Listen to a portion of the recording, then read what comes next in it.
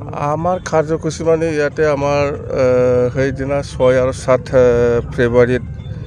আমাৰ উৰুচৰ প্ৰগ্ৰাম আছিলে সভা আছিলে ইয়াত মই আহিব পৰা নাছিল সেইকাৰণে আজি এই উদযাপন কমিটিয়ে ইয়াত মোক সৰুকৈ এৰেঞ্জমেণ্ট কৰি হ'লেও মোক আদৰিছে মোৰ তাৰ কাৰণে এই উদযাপন কমিটিক প্ৰেচিডেণ্ট ছেক্ৰেটাৰী বা গোটেই মেম্বাৰসকলক মই ধন্যবাদ যাচিছোঁ। সমাগত লোকসভা নিৰ্বাচনটো আহি আছে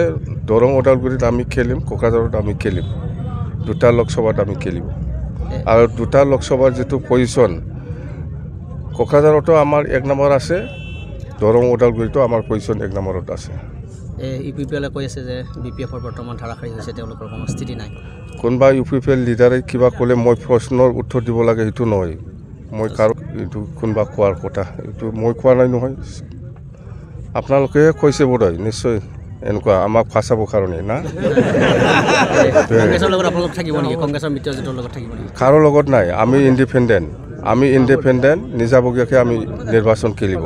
কাৰো লগত এলায়েন্স নাই প্ৰাৰ্থীটো মাৰ্চত ঘোষণা দিব দৰং ওদালগুৰিত আমি খেলিম